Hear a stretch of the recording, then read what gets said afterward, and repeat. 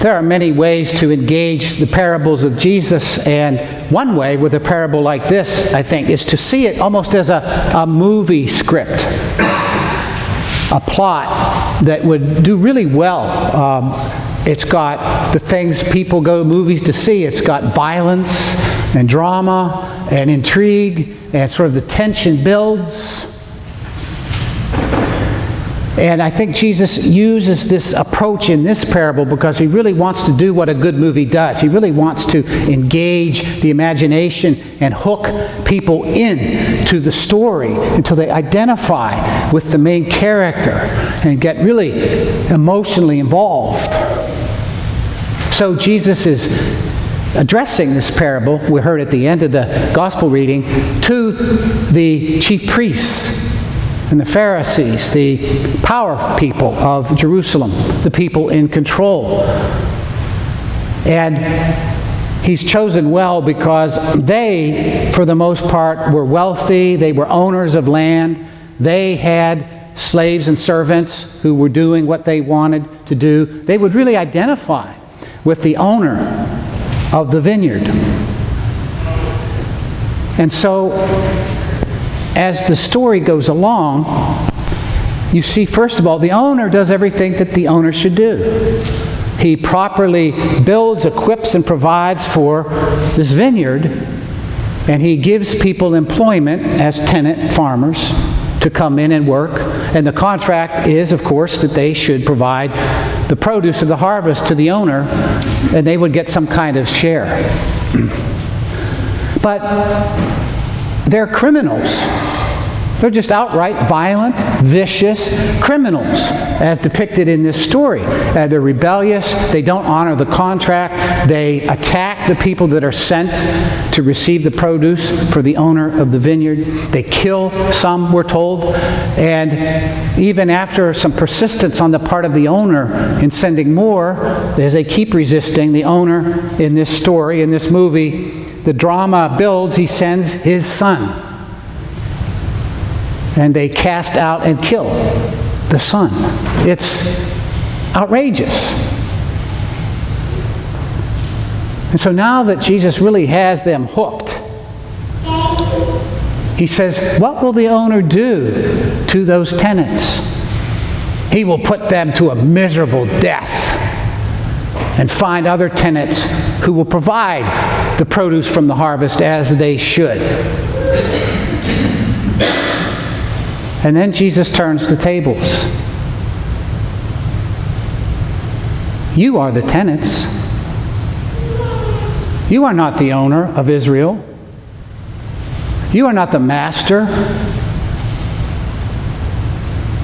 You are the ones not producing what the owner, our God, the King of the universe, is asking of you, and you've refused all that he has sent to you. The prophets, most recently John the Baptist, who you refused to listen to when he came and he said, repent, return your hearts to what God says in the Scriptures, what the prophets say.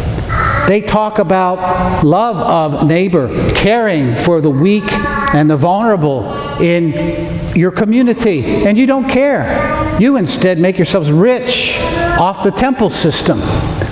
You remember Jesus cleansing the temple. That's what started this whole series of stories as they begin this back and forth. So he calls them out. You are in danger of being cast out. You've condemned yourselves, saying in a way you deserve to be put to death for such outrageous behavior in ignoring the desires of the true owner of the people of Israel.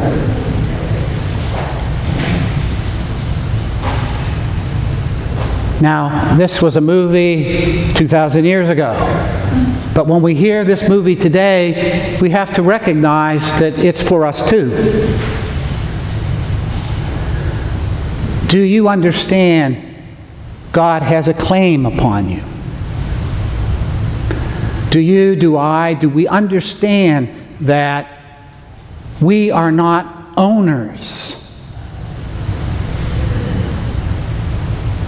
That everything really is gift. Do we understand that we really are held accountable for what we do? Do we really understand that we need to be living the life that the Creator wants us to live?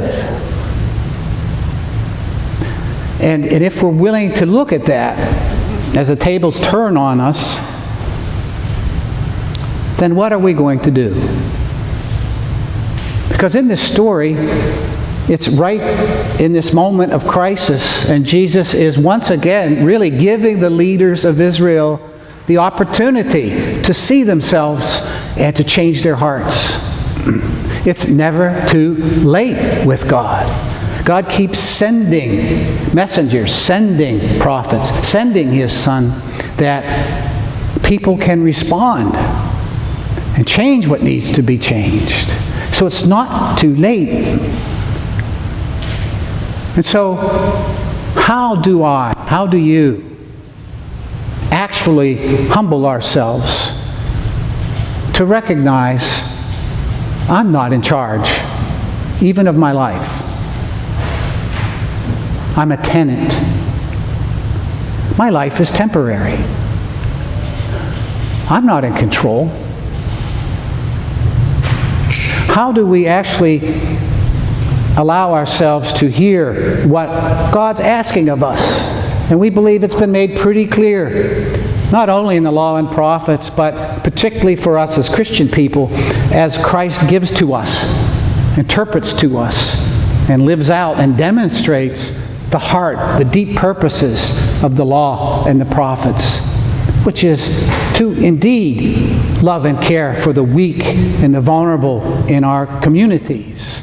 Well, how am I actually helping to do that?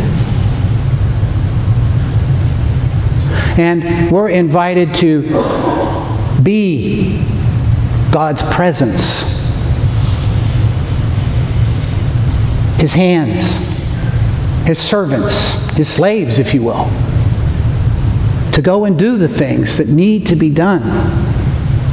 Am I the husband, the wife, the parent, the adult child, the friend, the neighbor that God needs me to be?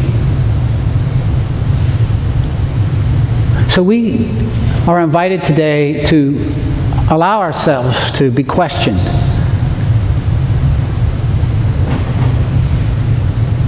And even in this very hard story, Jesus gives us a reason not to be afraid, not to fear.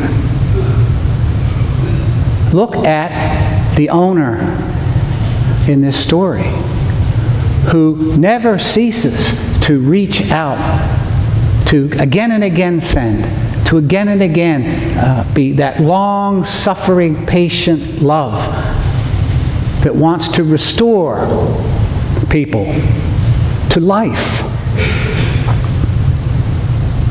Lord, I need that restoration in my heart. Lord, I need your direction. Lord, give me that grace that will allow me to let you be my wisdom. Because we are tenants here. Our term will end. And Jesus, the Son who was killed and put to a miserable death, gave to us one more thing. And we really could say God gave us one more thing through His death and His resurrection. A promise. Your life, which is so fragile, and you do not own, is going to be made eternal. I will give to you a life you cannot give to yourself, a life you will never own or control, the gift of God's life. Begin to taste it now. Honor God now. And know that you will have life in God forever. Thanks be to God.